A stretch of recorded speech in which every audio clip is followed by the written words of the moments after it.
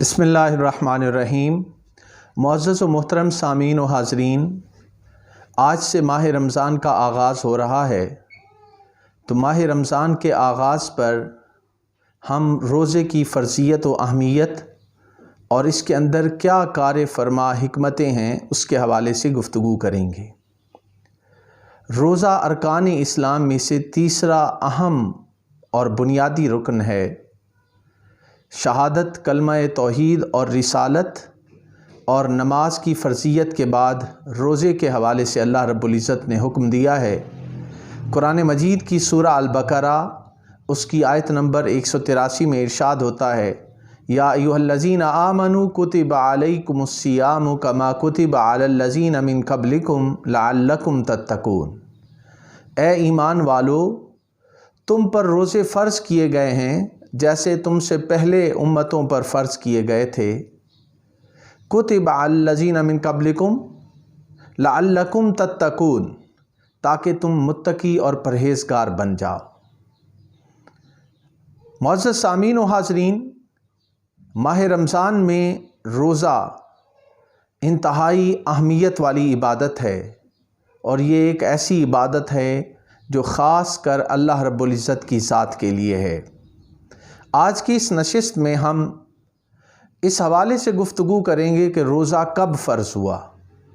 تو اس کے حوالے سے پہلی بنیادی بات جو پیش نظر رکھنے والی ہے وہ یہ ہے کہ روزہ دوسری صدی ہجری میں تحویل قبلہ کے واقعہ سے 10 روز بعد شعبان کے مہینے میں اس کی فرضیت نازل ہوئی، اور اللہ رب العزت نے ارشاد فرمایا، فمن شہد منکم الشہر فلیصمہ۔ سورہ البقرہ اس کی آیت نمبر 185 ہے کہ تم میں سے جو کوئی اس مہینے کو پالے وہ اس کے روزے رکھے۔ تو روزہ ہر مرد و زن پر فرض ہے اگر وہ اس کی استطاعت رکھتا ہے، اور اس روزے کی برکات اور ثمرات بے شمار ہیں جو انسان کی طبیعت پر اس کا ایک اثر ہوتا ہے۔ یہاں پہ اس سے پچھلی آیت کریمہ میں اللہ رب العزت نے ارشاد فرمایا گا کہ پہلی امتوں پر بھی روزے فرض تھے، تو گویا روزہ کی فرضیت پہلے سے بھی چلی آ رہی ہے، اور یہود و نصارہ 10 محرم الحرام یعنی عاشورہ کا روزہ بڑے اہتمام کے ساتھ رکھتے تھے۔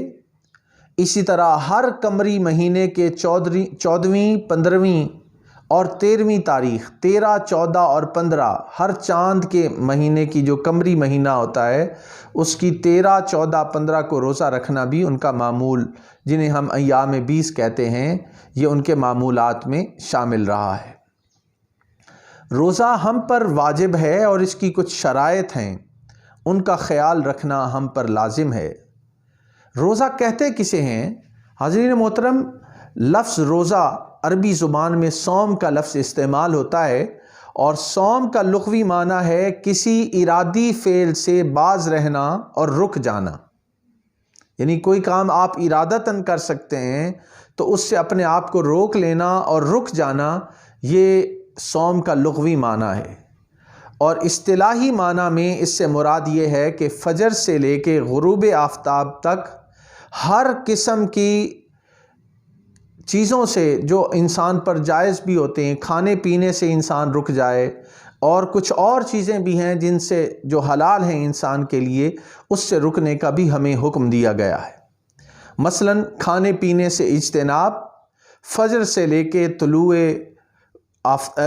آفتاب یعنی فجر سے لے کے غروب آفتاب تک کا جو وقت ہے اس میں کچھ کھانا پینا نہیں۔ اس کے علاوہ پینے سے اجتناب، ازدواجی تعلق سے اجتناب۔ روزے کی ایک مدت معین ہے، اس سے کم یا زیادہ ہم نہیں کر سکتے، اور ان چیزوں کے ساتھ کھانے پینے سے اجتناب بھی ہو، اور اس کے ساتھ انسان کی نیت بھی روزہ رکھنے کی ہو۔ یہ ساری چیزیں وہ شرائط ہیں جو روزے کے لیے انسان کو ملحوظ خاطر رکھنا پڑتی ہیں۔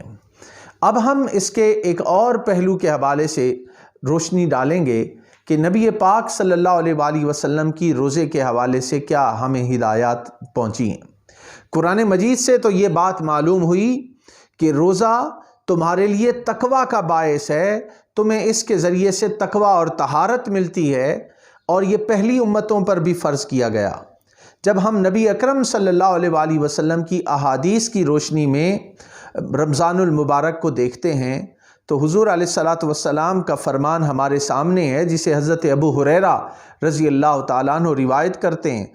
وہ فرماتے ہیں کہ نبی اکرم صلی اللہ علیہ وآلہ وسلم نے فرمایا، من صام رمضان ایمانا و احتسابا غفر لہ ما تقدم من ذنبہ، کہ جس نے رمضان کے روزے رکھے ایمان اور احتساب کے ساتھ، اللہ تعالیٰ اس کے اگلے پچھلے گناہوں کو معاف فرما دے گا۔ تو یہ دو الفاظ یہاں پر اس حدیث پاک میں بڑے امپورٹنٹ ہیں۔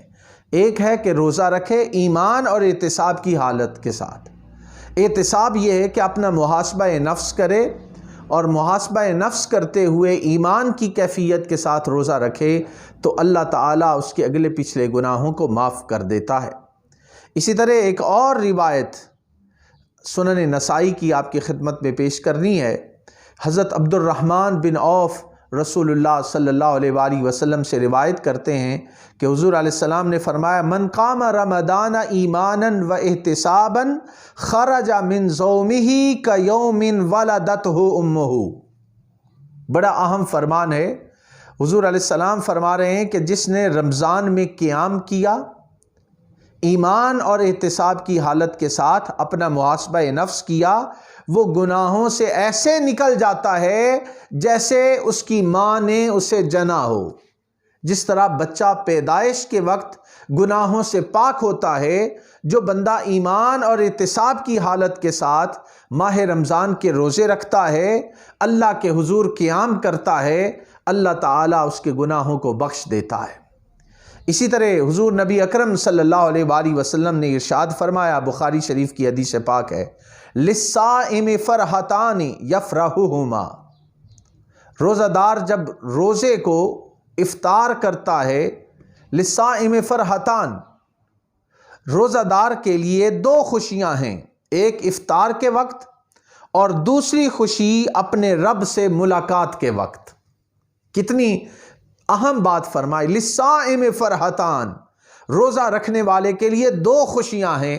سارا دن فجر سے لے کے غروب آفتاب تک بندہ خالی پیٹ رہتا ہے، بہت ساری جائز خواہشات بھی اپنی پوری نہیں کرتا، اور پھر طرح طرح کے کھانے اور مشروب اس کے سامنے ہوتے ہیں، تو انسان کو بھوک اور پیاس کے اس عالم میں ایک خوشی محسوس ہوتی ہے۔ اور دوسری خوشی جب روزہ دار اپنے رب سے ملاقات کرے گا اور اسے رب تعالیٰ کا دیدار نصیب ہوگا، تو رب تعالیٰ کے دیدار کے وقت انسان کو جو خوشی ملتی ہے وہ بڑی ہی کمال والی ہوگی۔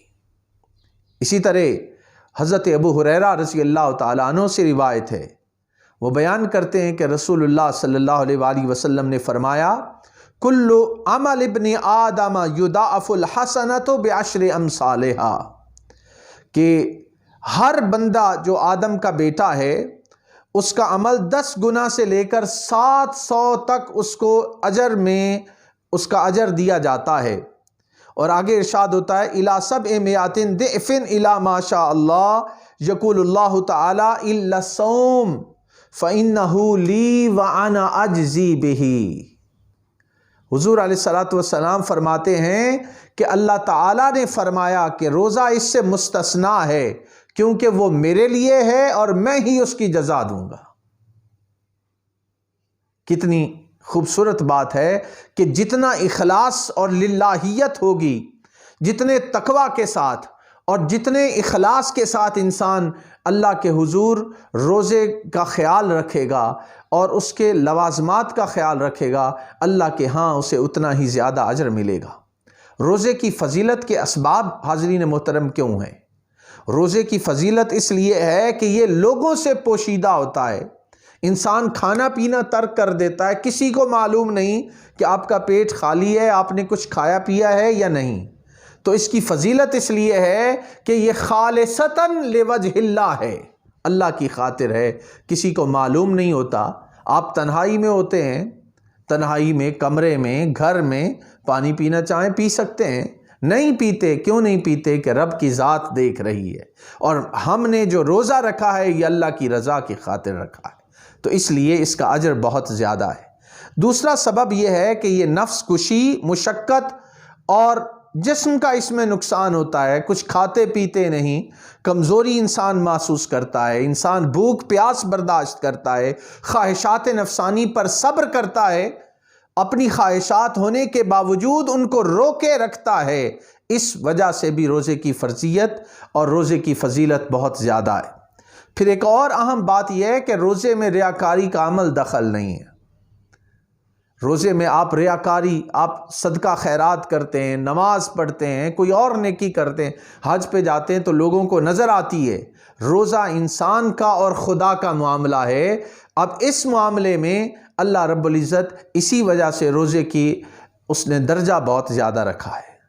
پھر یہ اس کی مقدار کا جیسے فرمایا الصوم لی وانا اجزی بہ، کہ روزہ میرے لیے ہے اور میں ہی اس کی جزا دوں گا۔ انسان کا جتنا زیادہ اخلاص ہوگا، وہ روزے کا جتنا زیادہ خیال رکھے گا، مطلب یہ ہے کہ روزہ باز رہنا، رک جانا، اپنی نگاہوں کی حفاظت کرنا، اپنے ہاتھوں سے کوئی غلط کام نہ کرنا، اپنے قدموں کو اٹھا کر کسی گناہ کے کام کی طرف نہ جانا، اور اپنی سوچ کو پاکیزہ رکھنا، اپنی زبان کو پاکیزہ رکھنا، اپنے کانوں سے غیبت کا نہ سننا۔ آپ جتنا ان چیزوں کا خیال رکھیں گے اتنا زیادہ روزے کا اجر بھی اللہ کی نظر میں بڑھتا چلا جائے گا۔ تو اس لیے روزے کی اہمیت بہت زیادہ ہے۔ اور معزز حاضرین و سامعین، روزہ ایک ڈھال بھی بنتا ہے۔ حضور علیہ الصلوۃ والسلام نے فرمایا الصوم جنۃ من النار کجنۃ احدکم من القتال، کہ روزہ جہنم کی آگ سے ڈھال ہے جیسے تم میں سے کسی شخص کے پاس لڑائی کی ڈھال ہو۔ جب انسان جنگ کرتا ہے اور اپنے آپ کو محفوظ رکھنے کے لیے اس کے پاس ایک ڈھال ہوتی ہے، فرمایا جہنم میں جانے سے بچنے کی ڈھال وہ روزہ ہے۔ جتنے اچھے طریقے سے اور جتنا اس کے آداب کا ہم خیال رکھیں گے، اللہ کے ہاں سے ہمیں اتنا زیادہ اجر ملے گا۔ حضور نبی اکرم صلی اللہ علیہ وآلہ وسلم کا ایک اور فرمان ہے، فرمایا، حضرت ابو ہریرہ رضی اللہ تعالیٰ عنہ اس کو روایت کرتے ہیں کہ رسول اللہ صلی اللہ علیہ وآلہ وسلم نے فرمایا والذی نفس محمد بیدہ لخلوف فم الصائم اطیب عند اللہ یوم القیامت من ریح المسک۔ ذرا توجہ فرمائیے، فرمایا کہ حضور علیہ الصلوۃ والسلام فرما رہے ہیں کہ اس ذات کی قسم جس کے قبضہ قدرت میں محمد صلی اللہ علیہ وآلہ وسلم کی جان ہے، روزہ دار کے منہ کی ہوا اللہ کے نزدیک یوم قیامت مشک کی خوشبو سے بھی زیادہ بہتر ہے۔ روزہ دار کے منہ کی ہوا قیامت کے دن اللہ کے ہاں مشک کی خوشبو سے بھی زیادہ عزیز ہے۔ تو اس سے روزہ دار کے مقام کا ہم اندازہ لگا سکتے ہیں کہ روزہ دار کو کتنے بڑے انعامات اللہ کی بارگاہ سے ملتے ہیں۔ اور ایک اور فرمان جسے حضرت ابو ہریرہ رضی اللہ تعالیٰ عنہ نے روایت کیا، اور یہ بخاری شریف کی کتاب الصوم میں ہے، حضرت ابو ہریرہ رضی اللہ تعالیٰ عنہ فرماتے ہیں کہ حضور علیہ الصلوۃ والسلام نے فرمایا اذا دخل رمضان فتحت ابواب السماء، جب ماہ رمضان آتا ہے تو آسمان کے دروازے کھول دیے جاتے ہیں، وغلقت ابواب جہنم، اور جہنم کے دروازے بند کر دیے جاتے ہیں، وسلسلت الشیاطین، اور شیاطین کو پابند سلاسل کر دیا جاتا ہے۔ ماہ رمضان کی آمد ہے، آج شام سے ماہ رمضان شروع ہو جائے گا۔ آسمان دنیا کے اللہ تعالیٰ نے دروازے کھول دیے ہیں۔ آسمان دنیا کے دروازے کھولنے کا مطلب ہے کہ اللہ تعالیٰ نے اپنی رحمت کے دروازے کھول دیے ہیں، اپنی بخشش و مغفرت کے دروازے کھول دیے ہیں، اور شیاطین کو پابند سلاسل کر دیا ہے، اور جہنم کے دروازے بند کر دیے ہیں۔ اب یہ انسانوں پر یہ بات آتی ہے کہ وہ جہنم کے حقدار ٹھہرتے ہیں یا جنت میں جانے کا سامان کرتے ہیں۔ ہم میں سے کتنے لوگ، کئی نوجوان وہ غفلت میں رہتے ہیں اور ماہ رمضان کی ان برکات کو سمیٹتے نہیں۔ ضرورت اس امر کی ہے کہ ہم ماہ رمضان کی آمد پر اللہ کی طرف رجوع کریں اور اللہ تعالیٰ نے جو انعام اور اکرام اس مہینے میں رکھے ہیں اس سے فیضیاب ہونے کی کوشش کریں۔ اب ایک اور حضور علیہ الصلاۃ والسلام کا بڑا ہی اہم فرمان آپ کی خدمت میں پیش کرتا ہوں۔ حضرت سہل بن سعید رضی اللہ تعالیٰ عنہ روایت کرتے ہیں کہ رسول اللہ صلی اللہ علیہ وآلہ وسلم نے فرمایا، ان فی الجنت بابا یقال لہ الریان، کہ جنت میں ایک دروازہ ہے جسے ریان کہا جاتا ہے، یدخل منہم الصائمون یوم القیامت لا یدخل منہ احد غیرہم۔ حضرت سہل فرماتے ہیں کہ نبی پاک علیہ السلام نے فرمایا کہ جنت کا ایک دروازہ ہے جسے ریان کہا جاتا ہے، اور اس میں سے قیامت کے دن صرف روزہ دار ہی داخل ہوں گے۔ اب جو اہم بات سمجھنے کی ہے اس گفتگو کے آخر میں وہ یہ ہے کہ ہم کیا جنت کے اس دروازے سے داخل ہونے کے حقدار ٹھہرتے ہیں یا نہیں۔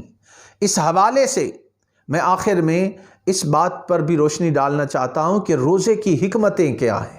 اللہ تعالیٰ نے اہل ایمان پر روزے کو فرض کیوں قرار دیا ہے؟ اس لیے کہ روزہ تقویٰ کے حصول کا سبب ہے۔ اس سے انسان کو تقویٰ نصیب ہوتا ہے، آنکھ کا تقویٰ، زبان کا تقویٰ، کان کا تقویٰ، پیٹ کا تقویٰ۔ پیٹ کا تقویٰ یہ ہے کہ آپ کے پیٹ میں کوئی لقمہ حرام کا نہ جائے۔ آنکھ کا تقویٰ یہ ہے کہ وہ حرام کاری سے باز آ جائے، بد نظری سے اپنی آنکھوں کو بچایا جائے۔ کان کا تقویٰ یہ ہے کہ کان سے کسی کی غیبت نہ سنی جائے۔ ہاتھ کا تقویٰ یہ ہے کہ ہاتھ سے کسی پر ظلم نہ کیا جائے، کسی پر زیادتی نہ کیا جائے اور اللہ تعالیٰ کی نافرمانی نہ کی جائے۔ پاؤں کا تقویٰ یہ ہے کہ پاؤں سے چل کر کسی گناہ کی طرف نہ جایا جائے۔ حرام چیزوں سے اجتناب اور تقویٰ کا حصول، یہ روزے کی حکمت ہے، پہلی حکمت۔